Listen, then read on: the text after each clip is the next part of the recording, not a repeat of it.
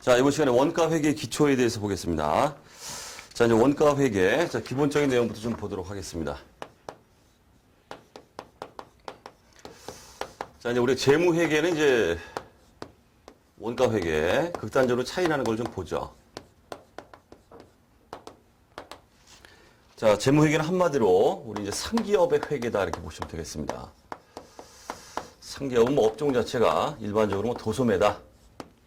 일반적으로 그렇다는 얘기죠. 일반적으로는 상기업.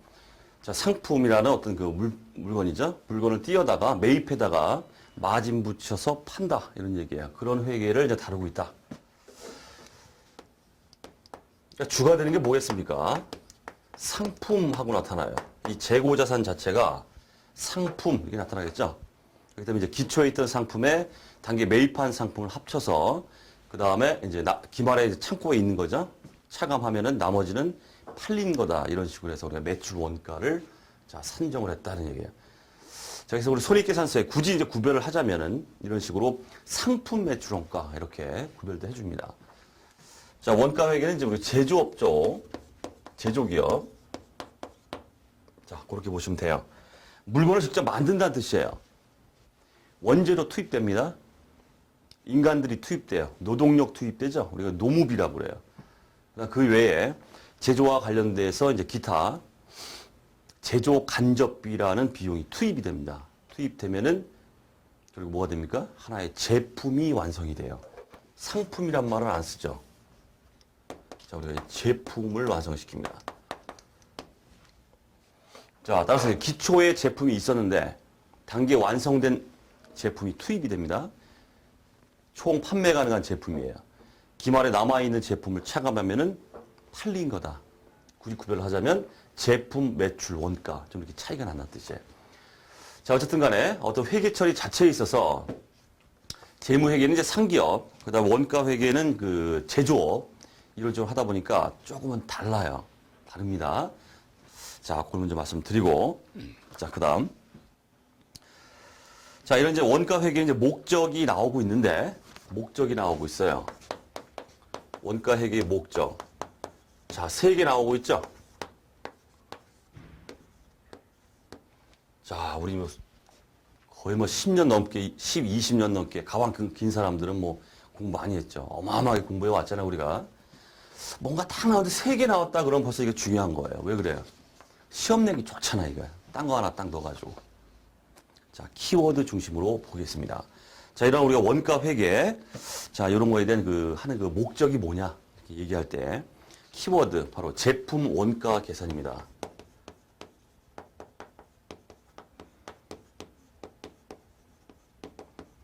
그렇겠죠? 자, 상기업인 경우에는 이미 원가가 정해져요. 매입하는 순간 그 매입 원가가 있습니다. 거기다 마진 붙여서 팔기만 하면 되는 거기 때문에 마진 붙이면 매출액이 되는 겁니다. 매입하는 순간 원가가 나와요, 이게. 하지만 제조기업은 어떻습니까? 너무 다양한 것들이 투입됩니다. 원재료 투입되죠. 노무비 투입되죠. 전력비, 복리후생비, 뭐 심지어는 공장 관련 접대비해서 이 모든 것들을 우리가 제조 간접비라고 하는데 어마어마한 게 투입됩니다. 제일 중요한 게 뭐겠어요? 판매 가격을 결정하기 이전에 우리가 제품 가격 결정이라는 좀 어려운 분야가 있는데 판매 가격이 결정되기 전에 생산된 제품의 원가가 결정돼야 돼요. 그게 바로 원가 회계입니다. 원가 회계예요. 제품 원가 계산. 가장 중요하겠죠.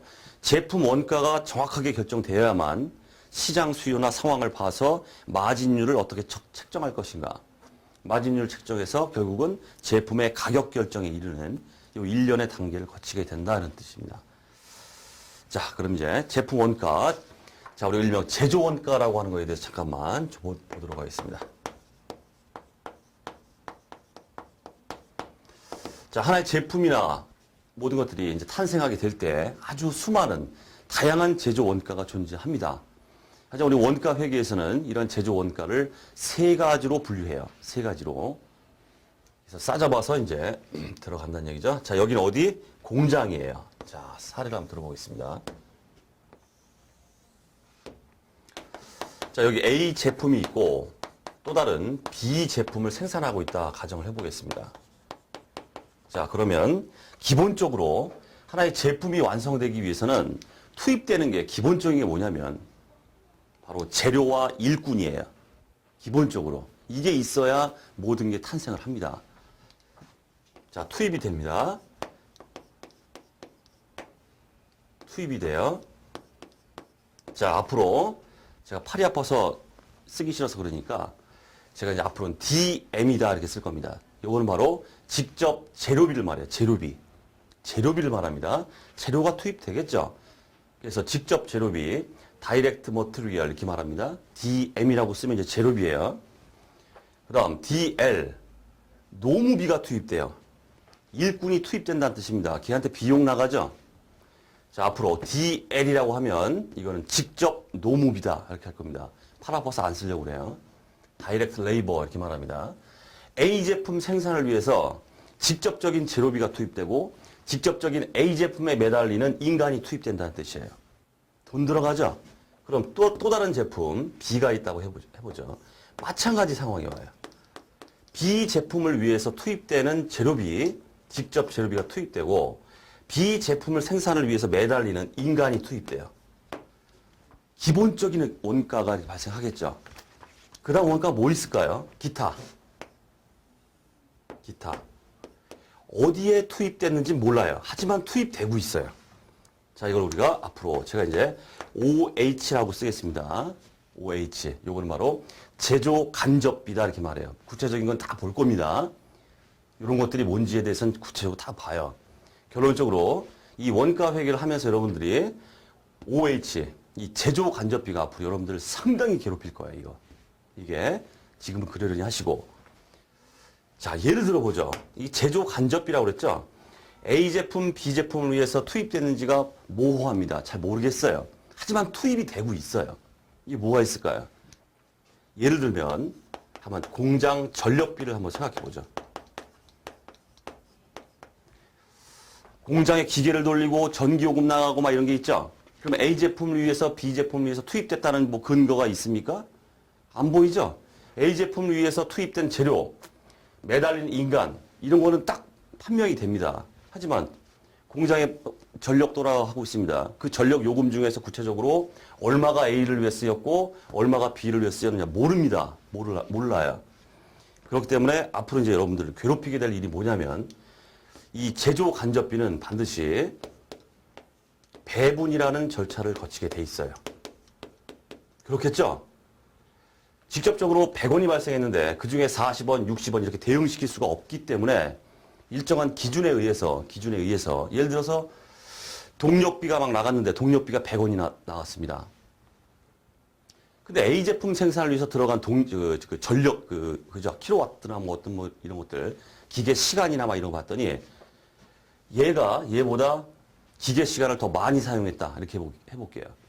그럼 이 전력비죠. 동력비. 얘가 더 많이 가져가야겠죠? 이게 바로 원가 배분 기준이라고 해서 나옵니다, 이제. 어떤 식으로든 이런 제조간접비는 각각 우리 원가 대상이라고 하는 이렇게 제품이 이렇게 배분을 해야 되는 이런 절차가 나오게 되고 이런 과정이 이제 원가에게 처음부터 끝까지 여러분들을 이제 괴롭히게 될 거예요. 계속 배분할 거예요. 자, 그렇게 되어 있습니다.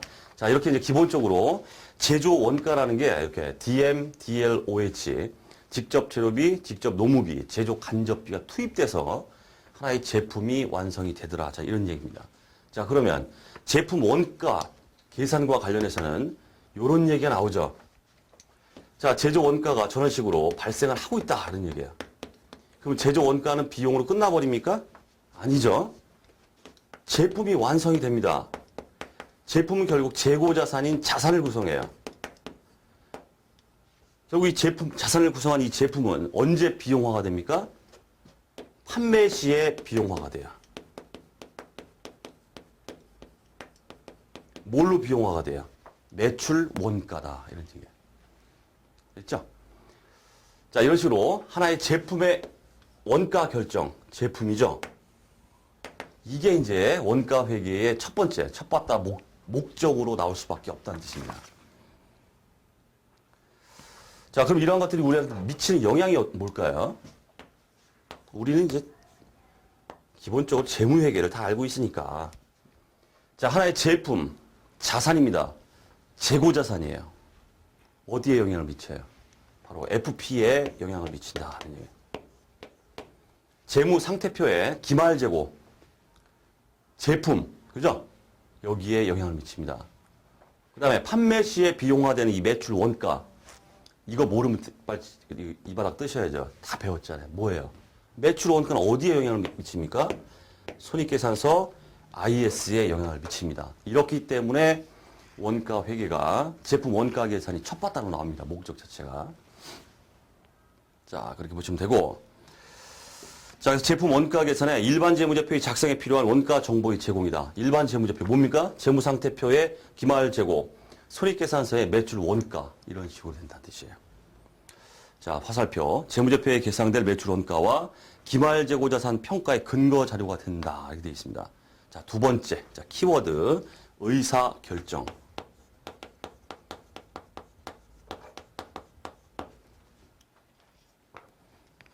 자, 통상적으로 우리가 원가 회계라고 이렇게 말하고 있지만은 엄밀히 디테일하게 말하면 원가 회계는 틀린 말이에요.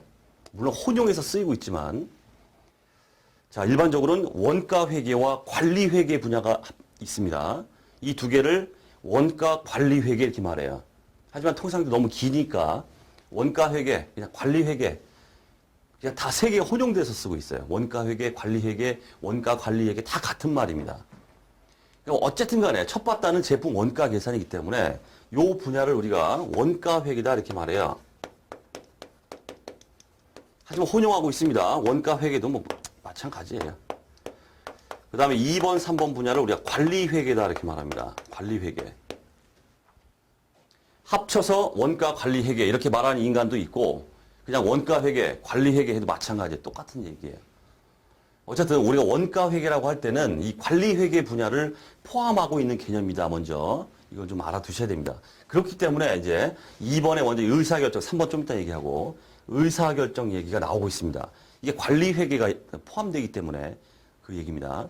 자, 우리 교재 예산 편성 및 경영 의사결정에 필요한 원가 정보의 제공이다. 이렇게 나오고 있죠. 자, 이게 뭘까요? 자, 우리 관리 회계 분야에 들어가면 예를 들어서 이렇게 해보죠. 삼성이 있습니다. 자, 스마트폰 시장에 자, 한번 진출해보자. 갤럭시 S를 출시할 것이냐 말 것이냐. 의사결정의 갈림길에 경영자가, CEO가 서 있어요. 그럼 밑에 쫄따구라 애들한테 시키죠. 야, 시장 상황 조사해와. 경쟁자의 지금, 경쟁자, 어떤 것 인간들이 있는지, 우리가 출시했을 때 과연 이게 시장에서 먹힐 것인지 안 먹힐 것인지, 그 다음에 어떤 전략하에서 해야 시장 침투를 빨리 해야 될 것인지, 그리고 시장 침투를 할 때 침투 가격은 얼마가 돼야 될 것인지, 보고서 올려, 딱 이렇게 말합니다. 경영자가, CEO가. 그럼 쫄따구 애들이 막 시장 조사하고 난리 나죠? 경쟁업체가 이런 애들이 있고, 얘 허접이기 때문에 얘는 무찌를 수 있고, 우리 기술력에서 뭘 할 수 있고, 보고서를 쫙 작성해서 올립니다. 그래서 우리가 원가 회계 처음 그 재무회계 쪽에서도 얘기했듯이 일정한 기준이 없어요. 재무회계는 우리 기업회계 기준이라는 엄격한 룰에 의해서 재무제표를 양식에 맞춰서 작성을 해나가야 돼요. 하지만 원가회계는 룰이 없어요. 보고서 올리는데 무슨 양식이 있어요. 사장이 까막눈 아닌 이상 한글로 멋지게 작성해서 이렇게 될 것 같습니다. 하고 올리면 됩니다. 전망이 밝습니다. 시장 들어가시죠. 보고서입니다. 이런 의사결정에 관련된 이런 정보를 제공하는 게 바로 우리 관리회계 분야. 그래서 원가회계 목적에 이렇게 두 번째로 떡하니 자리 잡고 있다는 얘기예요. 의사결정. 자, 그러면 자, 지금 우리 이제 수업용 나갑니다. 경영자의 의사결정에 필요한 원가 정보를 제공한다고 그랬죠? 만약에 우리 객관식 야부리에 말장난에 투자자의 의사결정에 필요한 정보를 제공해 준다. 그럼 이거 뭘까요? 원가회계 목적이 아닙니다. 투자자의 의사결정, 주주나 채권자가 저 회사의 주식을 살까, 투자를 할까 말까, 이거는 한 회사의 재무제표를 통해서 의사결정을 한다고 그랬죠. 이건 어디서 나오는 얘기예요? 재무회계 얘기예요. 이건 원가회계 얘기가 아닙니다. 경영자의 의사결정, 즉 내부적 의사결정입니다. 요거와 관련되면 원가회계.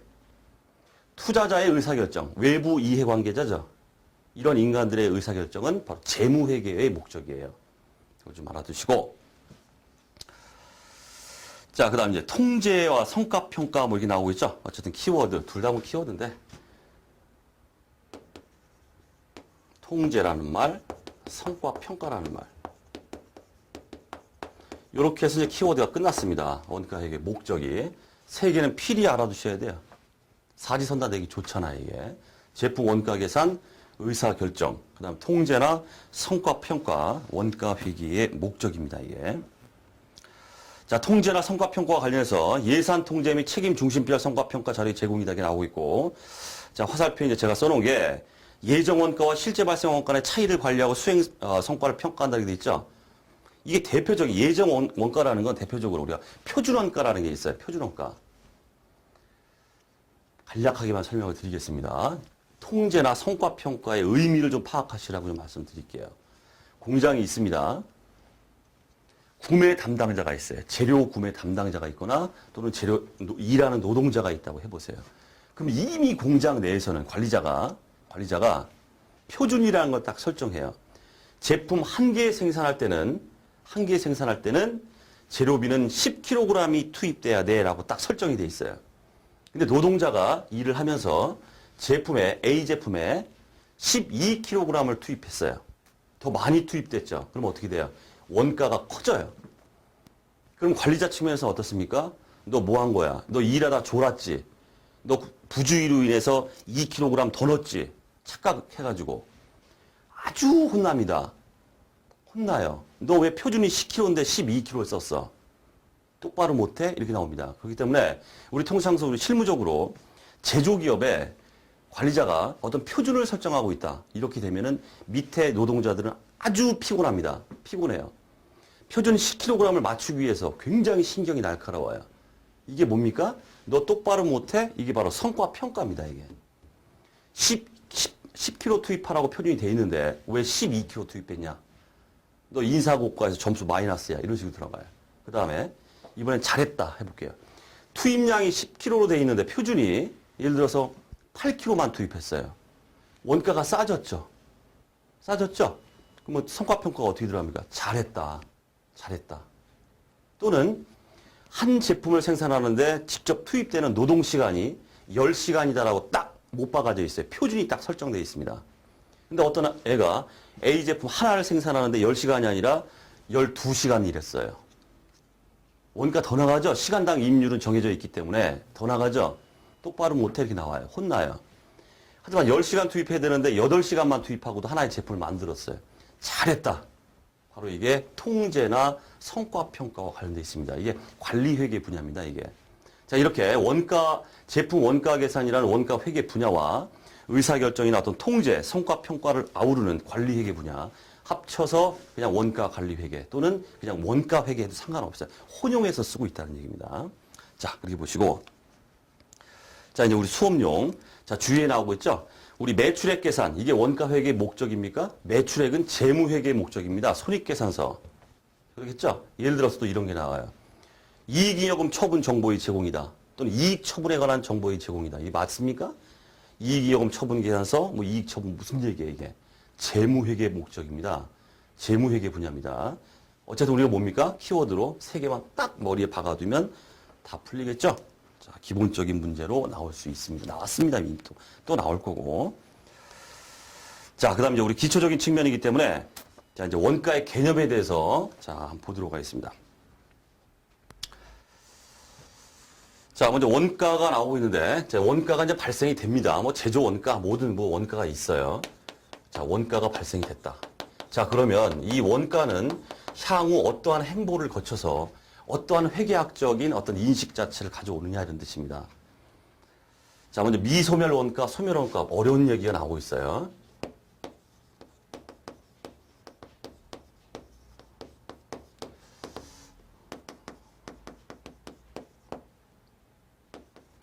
자, 요 얘기를 제가 종전 그 책에서는 제가 안 썼었는데 개정판에 제가 이걸 넣었습니다. 넣은 이유가 오겠어요. 나올 것 같아요. 제 생각에. 그래서 넣었어요. 보세요. 자, 미소멸 원가다 하면은 그야말로 조선말 모르는 사람 없죠. 소멸되지 않았다는 뜻이에요. 소멸되지 않고 있다. 없어지지 않았다. 얘기입니다. 투입이 됐는데 제조 원가가 투입이 됐는데 없어지지 않고 있다. 그럼 뭘 말하는 겁니까? 바로 기말 재고를 말해요. 창고에 남아있다는 뜻이에요. 자, 그렇기 때문에 이거는 자산을 구성합니다. 구체적으로 뭡니까? 재고자산이다 하는 얘기예요.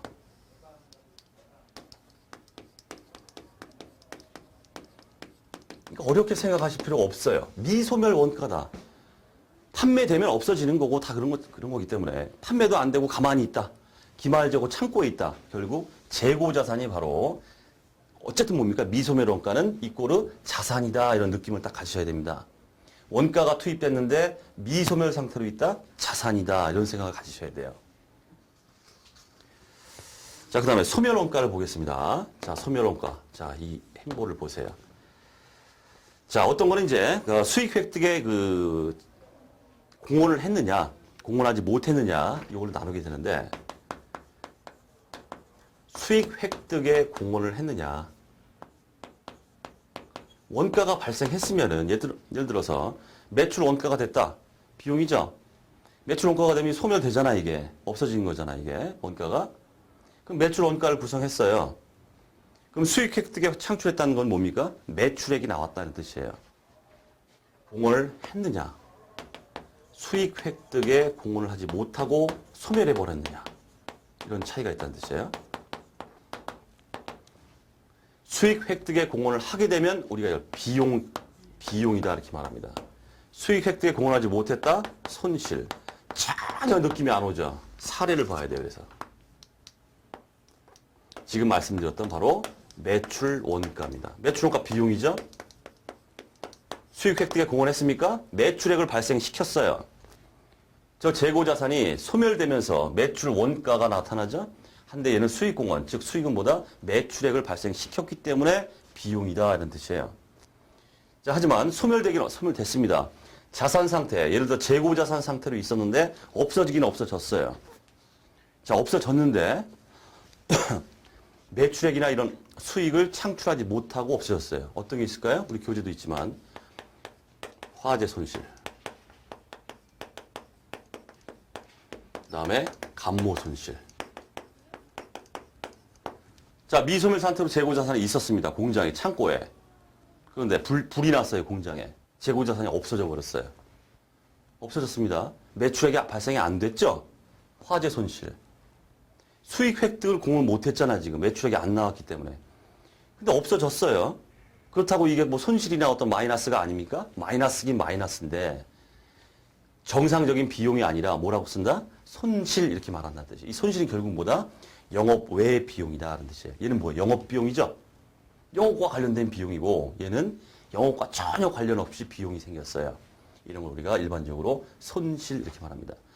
그 다음 우리 재무회계 재고자산 쪽에서도 감모 손실, 우리 비정상적 감모 손실이 있었죠? 영업의 비용 처리하는 거. 오늘 갑자기 보니까 창고에 있었던 게 증발이 돼버렸어요. 이유는 몰라요. 왜 증발되고 사라졌는지 이유는 모릅니다. 그럴 경우에 우리 비정상적 감모 손실, 매출이 안 나왔잖아 이게. 그렇기 때문에 이렇게 들어가더라. 영업 외 비용으로 이렇게 자 분류가 된다 이런 얘기입니다.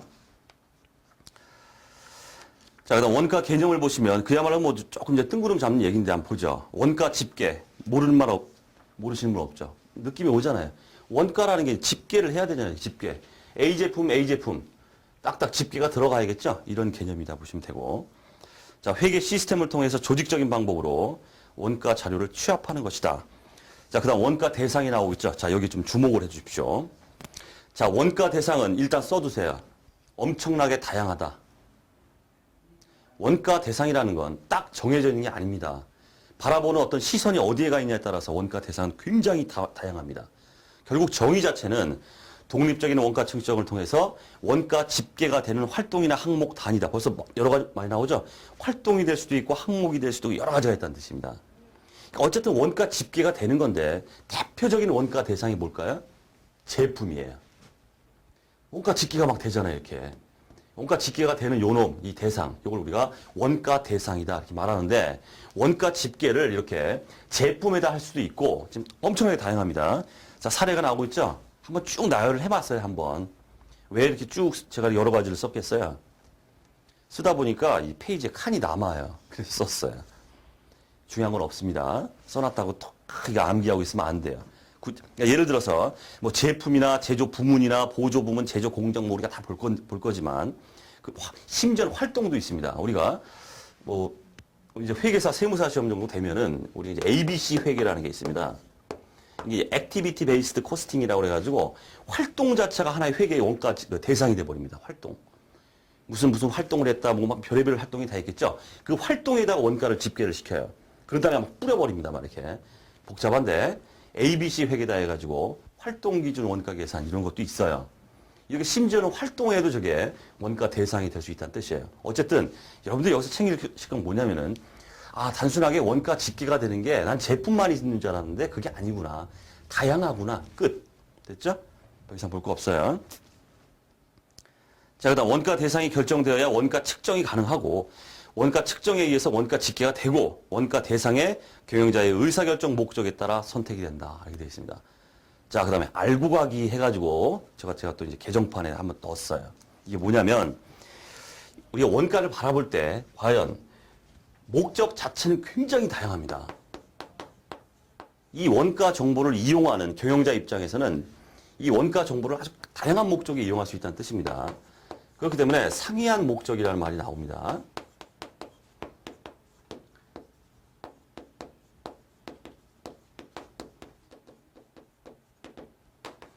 자, 이건 상식적으로 해결할 수 있어요. 보세요. 목적이 다양합니다. 상이한 목적을 가지고 있다.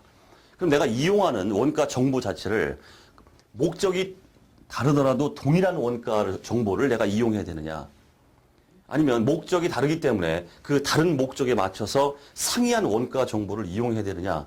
결론적으로 뭐겠어요? 자, 우리 수업용으로 챙기십시오.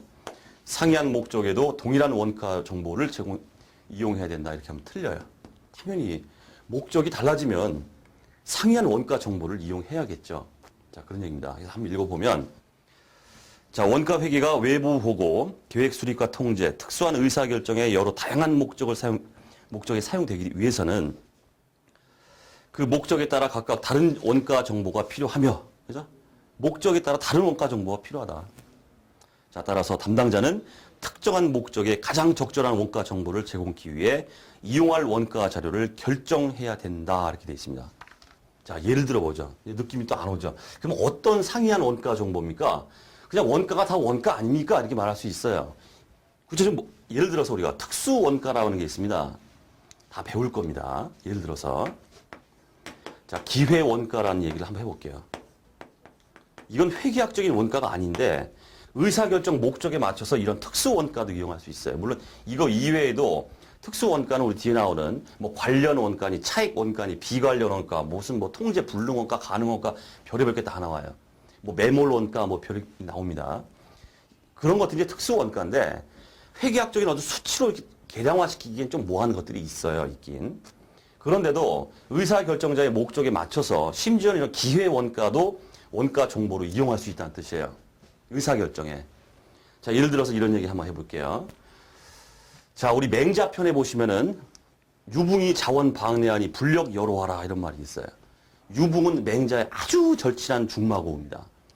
유붕이 자원 방내하니 먼 곳에서 나를 찾아주니 불력 여로 이 어찌 기쁘지 않을 수 있겠는가 이런 얘기예요. 예를 들어서 여러분한테 유붕이 찾아왔어요. 난 지금 패밀리마트 가가지고 알바하면은 내가 딱 해가지고 오늘 한 3만 원 내가 벌 수 있는데 중마고인 유붕이가 다 나를 찾아왔어요. 야, 커피 한잔 하자. 술 한잔 먹자. 중마고우잖아 이게. 패밀리마트 일하는 걸 내가 포기해버렸어요. 그리고 술 먹었어요. 자, 기회원가라는 게 뭐냐면 내가 유붕이가 찾아옴으로 인해서 내가 패밀리마트에서 알바를 해서 챙겨야 될 돈을 내가 포기하고 있죠. 포기하고 있죠. 나는 어떤 의사결정을 했습니까?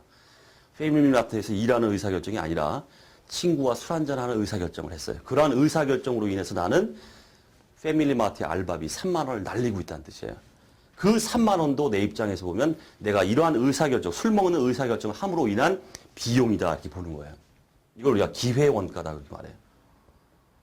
이게 우리가 재무회계적인 측면에서는 이런 기회원가가 장부에 기입이 될까요? 안 돼요. 하지만 우리가 의사결정과 관련해서는 목적이 어떤 의사결정이 정해지면 서로 다른 다른 목적에 이러한 특수원가도 상이한 원가 정보, 이러한 정보도 이용될 수 있다 이런 얘기입니다. 자, 의미가 이게 그래서 상이한 목적의 상이한 원가다. 뭐 너저분하게 얘기했지만은 어쨌든 우리가 챙길 거는 상이한 목적의 동일한 원가 좀 틀린다는 뜻이에요. 자, 그다음.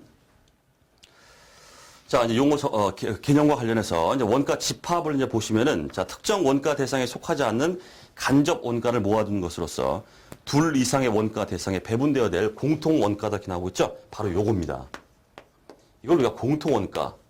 이러한 공통 원가를 다 싸잡아서 모아둔 걸 갖다가 우리가 원가 집합이다 이렇게 말해요. 말씀드렸잖아요, 지금. 어디에 속하지 않아요. 하지만 이건 제조 원가입니다. 전력비가 나타났다, 뭐 했을 때 어떻게든 배분이 돼야 돼요. 이런 공통 원가들은 잠시 모아두는 걸 우리가 원가 집합이라고 합니다. 자, 그다음 원가 배분이라는 게 나오고 있죠. 자, 이런 간접 원가입니다. 이런 간접 원가, 공통 원가, 뭐 제조 간접비 이렇게 말씀드렸죠. 배분이 돼야 돼요. 이렇게 배분하는 걸 우리가 원가 배분이다. 자, 다만 원가 배분을 하는 데 있어서 지 맘대로 자의적인 어떤 판단으로 100원이 발생했는데, 야, 너는 미워. 너 90원, 너 90원. 넌 착해. 10원. 이렇게 하면 안 되겠죠. 자의적인 기준으로. 어떤 그 제품이나 이런 거에 원가 배분을 많이 받았다는 건 좋은 게 아닙니다. 절대 좋은 게 아니에요. 원가 배분을 많이 받았습니다, 얘가. 그럼 여기서 일하는 놈들은 어때요? 죽상되는 거예요. 비용이 더 많이 발생시켰기 때문에 성과평가에 안 좋다는 얘기입니다. 얘는 원가가 적죠? 잘했다. 얘는 칭찬받는다고요. 어쨌든 원가 배분을 많이 받는 건 좋은 게 아닙니다, 이거는. 그러니까 어떻겠습니까? 우리 이제 모티베이션, 동기부여 차원은 그런 얘기도 이제 나올 건데, 정확하게 우리 인과관계 기준이라고 합니다. 원인과 결과, 원인이 있으면 결과가 있다. 받을 만큼 받았다, 이런 얘기예요. 아까도 말씀드렸지만, 얘는 기계 시간을 얘보다 더 많이 썼어요, 기계 시간을. 기계 시간을 얘가 더 많이 썼기 때문에 전력비를 더 많이 가져가야겠죠. 이렇게 인과관계에 의해서 배분을 해줘야 된다는 얘기입니다. 근데 원가 배분을 따라서 합리적인 기준에 따라서 원가 대상에 배분하는 과정이다. 합리적인 기준이 뭐냐? 케이스 바이 케이스로 계속 나와요, 이제. 예를 들어서. 쫙 나옵니다. 심지어 뭐 임대료 같은 거 어떻게 쪼개느냐 막 별별 게 다 나와요. 자, 나중 얘기고. 자, 거기 저자 주에 보시면은 이제 원가 배부라는 말이 나오고 있죠. 원가 배부. 자, 참고로 좀 보겠습니다. 참고. 자, 원가 배분이라는 말과 원가 배부라는 말은 어떤 책에서도 지금 얘기를 안 하고 있는데, 그래서 제가 좀 얘기를 해놨어요. 이건 같은 말이 아닙니다, 이거는. 이거 같은 말이 아니에요. 원가 배분이라는 건 그 원가 대상이죠. 뭐 이게 쪼갤 때, 이게 제품이 됐든 활동이 됐든 뭐가 됐든 그 원가 대상 자체가 제한이 없을 때, 제한이 없어요. 제한이 없을 때 우리는 원가 배분이라는 말을 써요. 하지만 원가 배부라는 말은 제한이 있어요. 제한이 있어요. 바로 제품입니다. 딱 제품입니다. 다른 데 배분한다. 이거는 원가 배부란 말은 안 써요. 원가 배분이지. 제품에 딱 한정될 때 우리가 원가 배부다 이런 말을 씁니다. 자, 하지만 거기 써놨죠? 원가 배분과 혼용해서 쓴다. 혼용해서 쓰면 안 되는데 워낙에 다들 저자들이 다 혼용해서 쓰니까 그냥 그런가 보다 하고 있는 거예요, 지금. 엄격히 구분하면은 다른 얘기입니다, 이거는. 자, 참고. 자, 그 다음 원가 동인이 나오고 있습니다. 원가 대상의 원가의 변화를 야기시키는 모든 요소다 해서. 자, 원가 대상의 총 원가의 변화를 야기시킨다. 뭔가 원가를 증가시킨다 뭐 이런 그런 얘기예요. 원가 동인이라는 게 뭐가 있을까요? 예를 들어서 생산량 이렇게 해볼게요.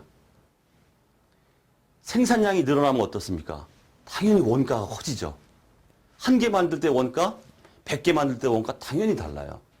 이런 생산량이나 뭐 이런 것들이 다 이제 원가의 총원가를 증가시키는 그런 요인들이기 때문에 이런 걸 우리가 원가 동인이라고 하고, 거기 보면 이제 이꼴 돼 있잖아요. 원가 유발 요인이다. 우리 뭐 영화에도 뭐 구타 유발자 막 이런 게 있죠. 구타를 유발시키는 게 뭘까? 원가를 유발시키는 게 뭘까? 뭐가 있겠습니까? 엄청나게 많겠죠? 생산량이 늘어나면 증가할 거고, 또 뭐가 있을까요? 기계 시간이 많아지면은 많이 생산하니까 늘어날 거고, 또 작업 노동시간이 증가하면 뭐겠습니까? 원가가 늘어나죠. 농업이 나가니까. 기타 등등. 우리 광고 계약에 실무적으로 광고 제작사의 어떤 광고 기획해서 광고 제작을 하는 데 있어. 그것도 이제 원가 개념을 따지기 때문에 용역을 맡깁니다. 이게 원가가 얼마냐. 그런 경우에 우리가 광고를 제작한다 했을 때 원가 동인이 뭐가 될까요? 우리 실무적으로 얘기하면. 출현 모델수 해보세요. 원가 동인이죠. 출현 모델수가 많아지면 많아지는 거예요. 원가가. 그럼 또 뭐가 있을까요? 예를 들어서. 출연 모델의 유명도 해보세요. 아주 유명한 연예인이 들어왔다 그러면 더 돈 더 들어가잖아요, 이게. 원가가 커집니다. 자, 이런 것들이 다 원가 동인이다. 자, 우리 수업용 MVP. 원가 동인은 우리 교재 있죠? 매우 다양하다. 다 필요 없는 얘기고, 매우 다양하다.